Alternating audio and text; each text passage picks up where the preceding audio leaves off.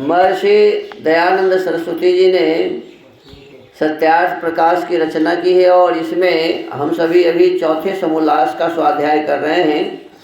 और चौथे समोल्लास में बताया जा रहा है कि वर्ण क्या है और जाति क्या है।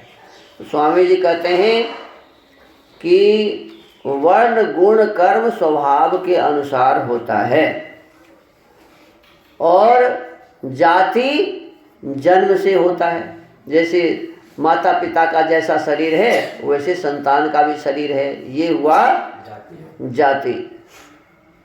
संसार में जितने भी जीव जंतु हैं सभी जीव जंतुओं का जो शरीर मिला है वह शरीर ही जाति कहता है।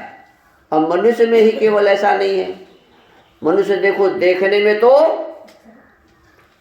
एक जैसा है, नाक कान आँख हाथ पैर लंबाई चौड़ाई ये मनुष्य जैसा है, लेकिन वो कहता है कि मैं मनुष्य नहीं हूँ। कोई कहता है मैं मुसलमान हूँ, कोई कहता है मैं ईसाई हूँ, कोई कहता है मैं ब्राह्मण हूँ, कोई कहता है मैं क्षत्रिय हूँ वैश्य हूँ और शूद्र हूँ। और उसमें भी अनेक बना दिए हैं। कोई कहता है कि मैं चमार हूँ तो मैं दुसाध हूँ तो मैं पासवान हूँ तो मैं जादव हूँ, पता नहीं क्या क्या बना लिया है।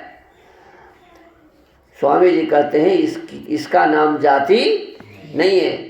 वेद के मंत्रों का अर्थ स्वामी जी करते हैं ब्राह्मणोस्य मुखमासीद बाहु राजन्य पितः उरु तदस यद वैश्य पदभ्याम शूद्रो अजायथा। स्वामी जी कहते हैं इस मंत्र का अर्थ यह नहीं है जैसे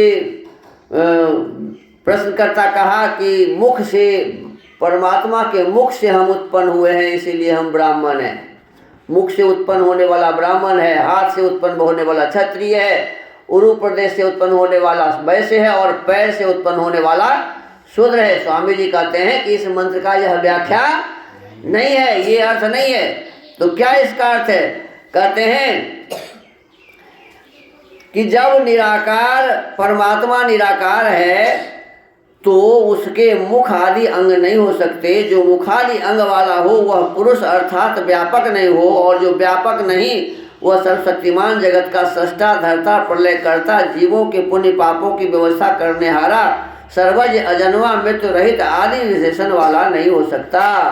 तो कहा इसीलिए परमात्मा का तो मुख है ही नहीं तो तुम मुख से कैसे उत्पन्न हुआ। परमात्मा का हाथ तो है ही नहीं तो तुम हाथ से कैसे उत्पन्न हुआ।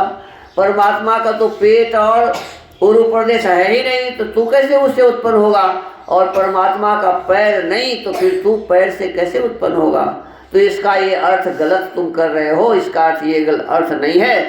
कहते हैं इसका अर्थ है, इसलिए इसका अर्थ यह है कि जो अस्य पूर्ण व्यापक परमात्मा की सृष्टि में मुख के सदृश सब में मुख्य उत्तम हो वह ब्राह्मण।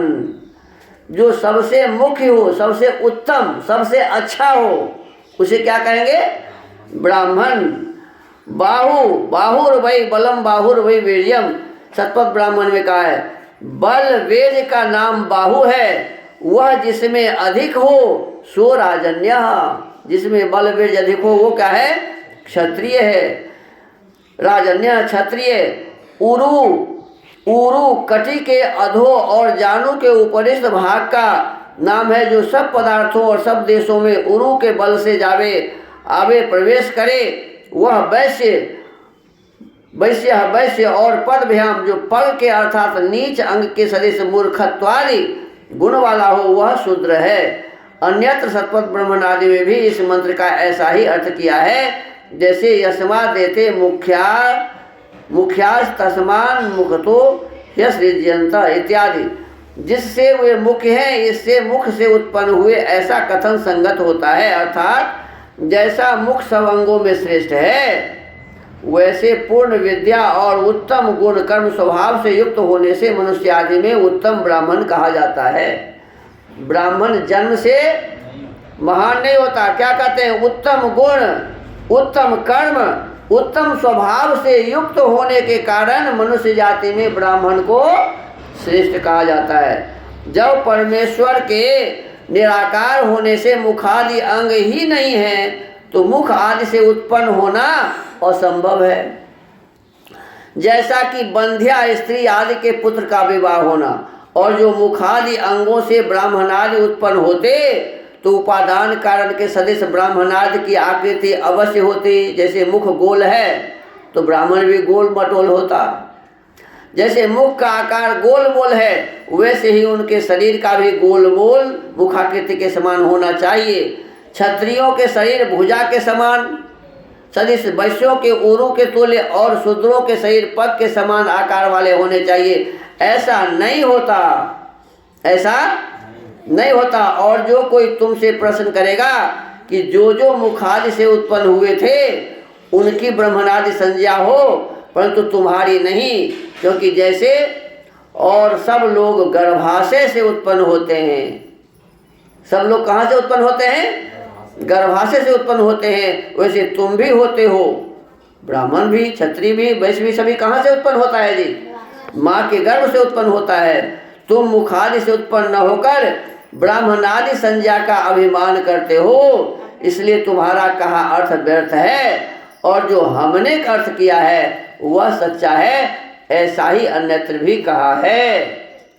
अब आगे कहते हैं, मनु महाराज कहते हैं, शूद्रो ब्राह्मणता मेति ब्राह्मणश्चैति शूद्रताम क्षत्रिया जातमेवन्तु विद्याद् वैश्या तथैव च।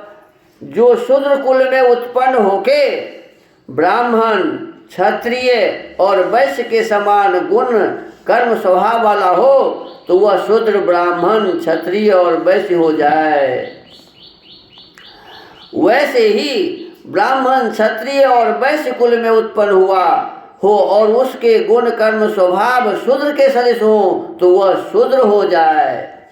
क्या कह रहे हैं मनु महाराज कि भले ही ब्राह्मण कुल में जन्मा हुआ है, यदि वो ब्राह्मण का काम नहीं करता, क्षत्रिय का काम करता है तो क्या हो गया? क्षत्रिय। यदि वह वैश्य का काम करता है तो क्या हो गया? वैश्य। कोई ब्राह्मण कुल में जन्म लिया है और जूता बनावे तो क्या हुआ जी? चमार हो गया। हुआ कि नहीं हुआ? जूता बनाने वाला कौन होता है?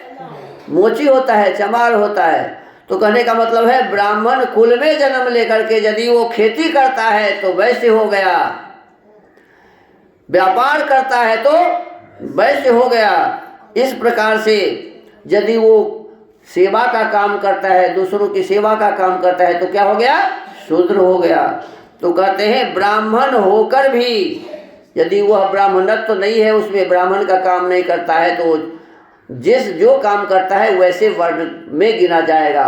और कोई शूद्र भी पढ़ाई लिखाई करके विद्वान बन जाता है, विद्या को ग्रहण करता है, पढ़ता पढ़ाता है, यज्ञ करता कराता है, दान लेता देता है तो वह ब्राह्मण कहाएगा। ऐसा ही मनु महाराज करते हैं। अब बताओ, अब ये भीमसेना वाले मनुस्मृति को जलाता है। अरे मनुस्मृति को तूने पढ़ा ही नहीं। मनुस्मृति में क्या लिखा है कि शूद्र भी ब्राह्मण बन सकते हैं और ब्राह्मण भी नहीं पढ़ा है तो शूद्र बन सकता है। जब ऐसा साफ साफ मनु महाराज ने लिखा है तो मनु महाराज के उस मनुस्मृति को तो किस आधार पर जलाते हो? कोई गलत व्यक्ति उसमें गलत बातें घुसा दिया है तो उसको मुद्दा बनाते हैं आप, और जो सही बात लिखा हुआ है उसको आप मुद्दा नहीं बनाते। ये अच्छी बात नहीं है। तो हमको आपको इसका विचार करना चाहिए। कहते वैसे क्षत्रिय वैश्य के कुल में उत्पन्न होके ब्राह्मण व शूद्र के समान होने से ब्राह्मण और शूद्र भी हो जाता है। अर्थात चारों वर्णों में जिस जिस वर्ण के सदृश जो जो पुरुष व स्त्री हो वह उसी वर्ण में गिनी जावे। अब आज के इस सत्यार्थ प्रकाश के स्वाध्याय के क्रम को यहाँ विराम देते हैं। ओम।